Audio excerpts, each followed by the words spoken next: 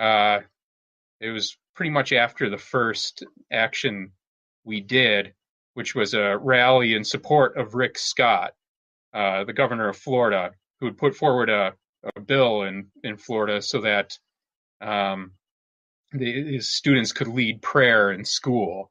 And the idea was that we would be in support of this bill because it opened the door for Satanists to openly practice in schools. So that would be like the unintended consequence. We wouldn't do that kind of thing now because it kind of obscures what we really believe. We think a guy like Rick Scott is an asshole, and we don't want people to think we actually support him.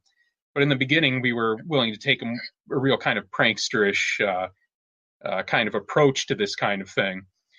And as soon as we did that, and as soon as it got media attention, I found that it was really difficult for me to sit back while an actor I was coaching would try to field media discussions without a real authentic attachment to Satanism himself. You just can't feed somebody answers in real time. So I decided to step in, and then at that point, it wasn't a film project anymore. The cameras needed to shut off, and I took a primary role, and that's all shown in the Hail Satan film.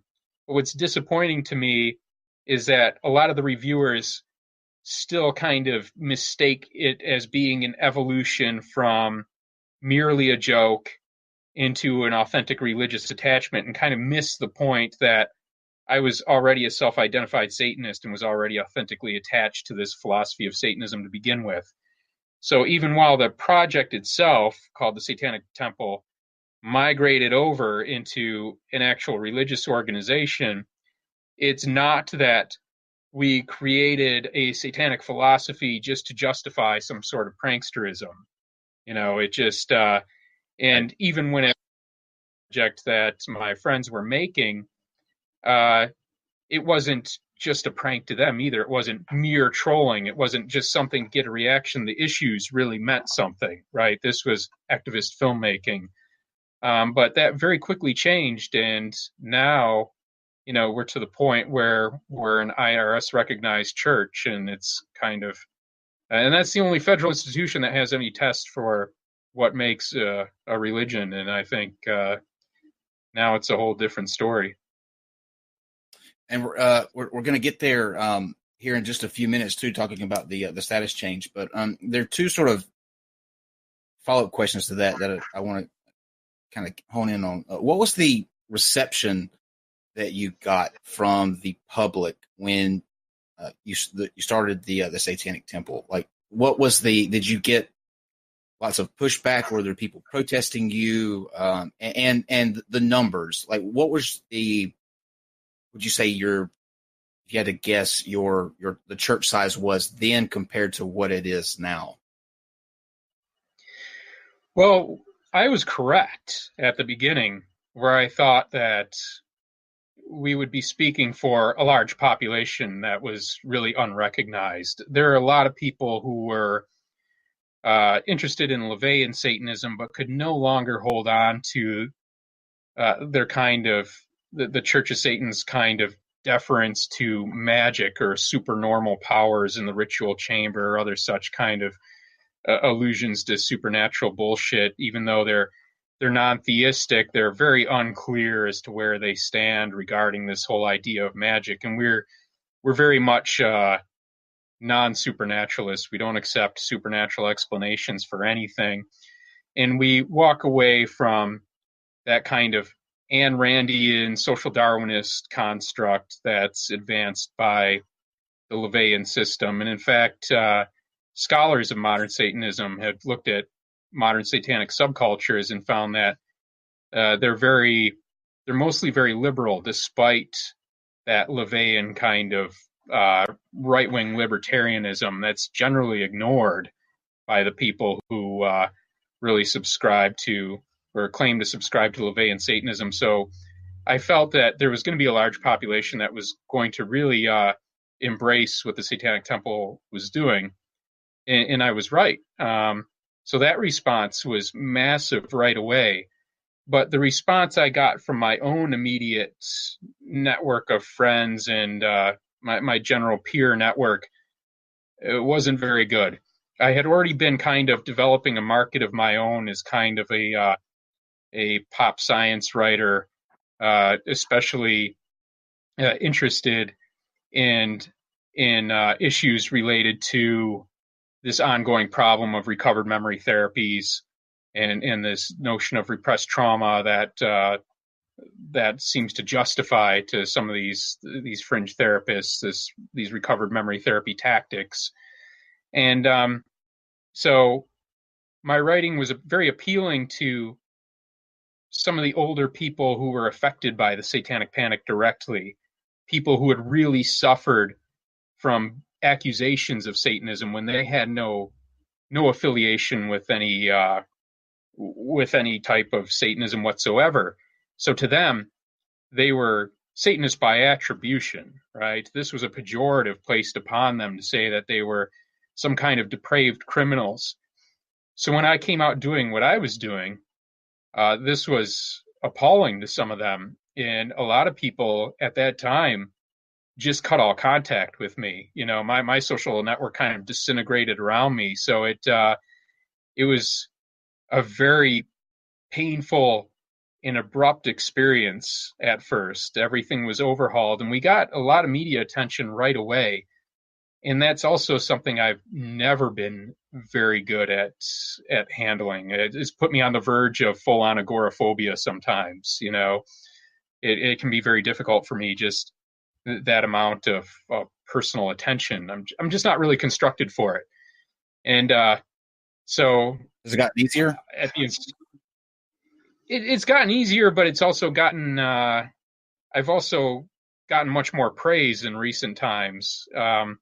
In kind of the apex of that now is the Hail Satan film coming out, and I was so used to most every mainstream media discussion I would have with a journalist being hostile, or if not hostile, then at least they would be taking an extreme devil's advocate position against me, you know, in deference to what they thought the audience would be thinking.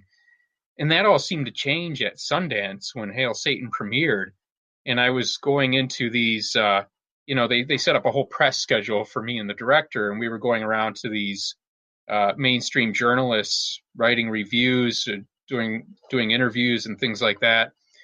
And it was a whole new world for me, because some of these interviews were starting out with the interviewer saying things like, "I find what you're doing heroic and uplifting." And I thought, this is not how interviews with me are supposed to begin. I almost didn't know how to handle it. I'd almost become comfortable with a hostile interview, and this is a whole new experience all on its own. I kind of think the other shoe will drop once this film is actually streaming, because we've gotten almost universally good reviews. People really seem to love the film. But once it's streaming, we're going to see those people who wouldn't buy a ticket to see the Satanist film posting their opinion and their outrage about it. Did you ever think that you would get to a point in, especially America, where it seems to be like, if you contrast these characters, Satan is becoming the good guy, and God is on a daily basis becoming the villain. Like, people, it seems like those attitudes are changing a little bit. I never thought that would be the case. Like, you would have not convinced me that there would come a day where a film about Satanists would come out and the reception to it would be, sort of embracing you, really. That's crazy to hear. This is right. This is the backlash to the theocratic movement in the United States. And I think when people look back in the future, when they look back at when Satanism really took hold, and I think now with the Satanic Temple it really will, and the Pew polls are going to have to start reckoning on the non-theistic Satanism as defined by the Satanic Temple as being a legitimate religious voice in the United States. They're going to say that theocratic movement helped birth the Satanic uprising, and make it a worldwide global phenomenon as it's really becoming now, because it really helps people see why we're relevant and really what we're saying to begin with. I felt this way for a long time, and I felt very much kind of oppressed by that that Judeo-Christian superstitious cultural background that I had to begin with, which kind of helped me define my own affirmative values. So it was, as a scholar said in the Hail Satan film, to say that Satanists are anti-Christian is only a half-truth. We're post-Christian. We've left Christianity decisively, but we're taking Satan with us. And Satan really means something to us. It's this kind of cultural, artistic raw material by which we contextualize our community, our ethics, and kind of our narrative place in our cultural context, right? Some people feel like if you're non-theistic, that this imagery must not really mean anything to you. And it's just not true. I mean, for some people, it just doesn't resonate. It was interesting listening to Penn Jillette talking to the director of Hail Satan, Penny Lane. And in Penny Lane herself did not have any type of religious upbringing. So the satanic symbolism and things like that just don't mean as much to her. She doesn't feel like she's a Satanist. She feels like she's an ally to Satanists. But some of us, we grew up with this symbolic structure, and we had these kinds of ideas fed into our heads that a certain type of symbolic act, was blasphemy and could cause our everlasting souls to be forever tormented. So embracing blasphemy at a certain point was a really kind of uplifting and transcendent moment where we were really shaking free of those shackles of superstition.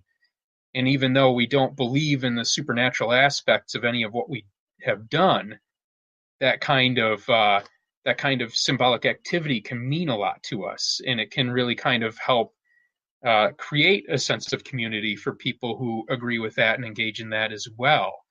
After a while, you kind of outgrow the need to just wantonly engage in blasphemy, even as a personal act of independence, but the kind of power of that never leaves you. You still understand that you came from that, and it's still meaningful to you in what I think is very much a genuine religious sense. And you sort of led into my next question there. Yeah. As a Satanist, can you, for people who may not know, do you believe in Satan? Can you sort of clear this up? When you say you're taking Satan with you, what do you mean by what's sort of the tenet of the Satanic Temple?